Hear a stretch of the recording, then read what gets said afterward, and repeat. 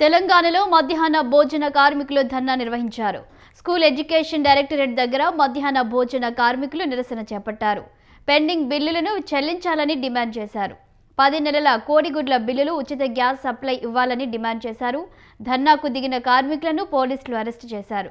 మరోవైపు మధ్యాహ్న భోజన కార్మికులతో చర్చలు జరపాలని జిల్లా విద్యాశాఖ అధికారులకు ప్రభుత్వం ఆదేశాలు జారీ చేసింది.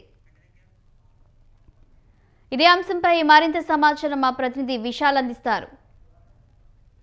పెండింగ్ బిల్లులను వెంటనే విడుదల చేయాలంటూ రాష్ట్ర మధ్యాహ్న భోజన కార్మికులు director of school education building ముట్టడికి ప్రయత్నిస్తున్నారు. ప్రస్తుతం ఇక్కడ ధర్నా చేసేందుకు వాళ్ళు పెద్ద సంఖ్యలో వచ్చారు. ఇక వచ్చిన వారందరినీ కూడా పోలీసులు అదుపు చేసే ప్రయత్నం చేస్తున్నారు. మేడం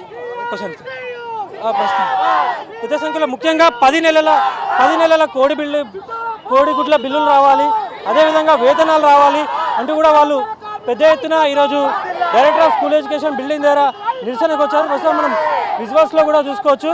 రోడ్డు మీద కూర్చొని వాళ్ళు పెండింగ్ బిల్లులు, వేతనాలు వెంటనే విడుదల చేయాలి, అదేవిధంగా ఎన్నికల్లో ఇచ్చిన హామీ మేరకు కూడా ఆ సమస్యలను పరిష్కరించాలంటూ ఇక్కడ మధ్యాహ్న భోజన కార్మికులు నిరసన వ్యక్తం చేస్తున్నారు.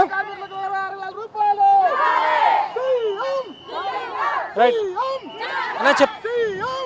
అన్న చెప్పండి, ఇది ప్రధాన డిమాండ్ ఏందన్న? సార్, ఇక్కడ ప్రభుత్వం ఏర్పడి 18 నెలలు అవుతా ఉంది. మొదటిసారి సీఎం నేను సీఎం కాగానే మధ్యాహ్న భోజన వర్కర్లకు పైన గవర్నమెంట్ 1000 రూపాయలు ఇస్తుంది, నేను 10,000 ఇస్తానని చెప్పి ఇప్పుడు సీఎం గారు చెప్పారు. 2 సంవత్సరాలు అవుతున్నాయి, ఇంతవరకు 10,000 రూపాయలు ఇవ్వట్లేదు. ఇప్పుడు కమిషనర్ ఆఫీస్కి కలవటానికి పోతే మమ్మల్ని పోలీసుల నిర్బంధంతో అడుగడుగున ఆపి అరెస్ట్ చేస్తూ ఉన్నారు. జిల్లాల నుంచి వచ్చిన వారిని, ఆడవాళ్ళని చూడకుండా ఎక్కడ పడితే అక్కడ వాళ్ళని ఆఫ్ చేసి జైళ్ళపాలు చేస్తూ ఉన్నారు. ఇది రాష్ట్ర ప్రభుత్వం మొండి వైఖరి నశించాలని చెప్పి మేము ఇప్పుడు తెలియజేస్తా ఉన్నాం.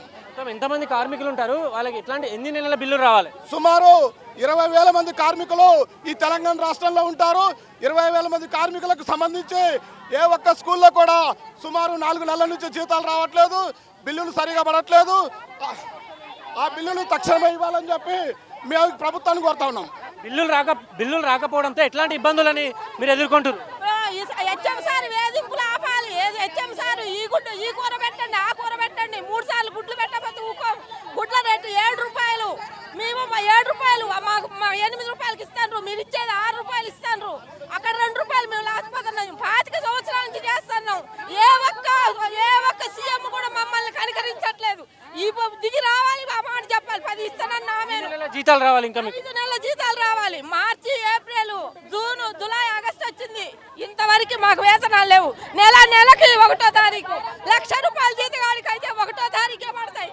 మాకిచ్చే 5 రూపాయలు అసలు ఎప్పుడు ఇస్తారో తెలవదు.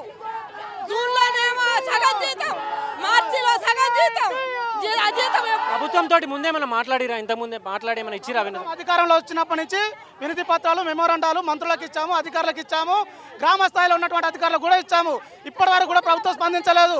ప్రభుత్వం ఒక మాట చెప్పింది, వెంబడే మధ్యాహ్న భోజన కార్మికులకు గ్యాస్ అందిస్తామని చెప్పేసి అన్నారు, పెండింగ్ వేతనాలు ఇస్తామని చెప్పేసి అన్నారు, అదేవిధంగా గుడ్డు ఛార్జీలు పెంచుతామని చెప్పేసి అన్నారు, మెనూ ఛార్జీలు పెంచుతామని చెప్పేసి అన్నారు.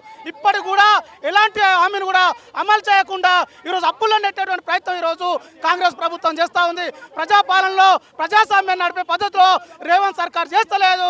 అందుకోసం ఈరోజు రాష్ట్ర వ్యాప్తంగా ఉన్నటువంటి మధ్యాహ్న భోజన కార్మికులు హైదరాబాద్ తరలిస్తూ ఉన్నారు. అర్ధరాత్రి నుంచే మహిళలను చూడకుండా, వృద్ధులను చూడకుండా అక్రమంగా అరెస్ట్ చేసి కుటుంబ సభ్యులను భయభ్రాంతులకు గురి చేస్తూ ఉన్నారు. ఈ అక్రమ అరెస్టులను కూడా సిఐటియు తెలంగాణ రాష్ట్ర కమిటీ ఖండిస్తూ ఉన్నాయని చెప్పేసి కూడా ఈరోజు ప్రభుత్వానికి హెచ్చరిస్తూ ఉన్నాం. తెలంగాణ వ్యాప్తంగా దాదాపు 20,000 మంది పైగా మధ్యాహ్న భోజన కార్మికులం ఉంటాము. 10 నెలలకు సంబంధించి కోడిగుడ్ల బిల్లులు రాలేదు.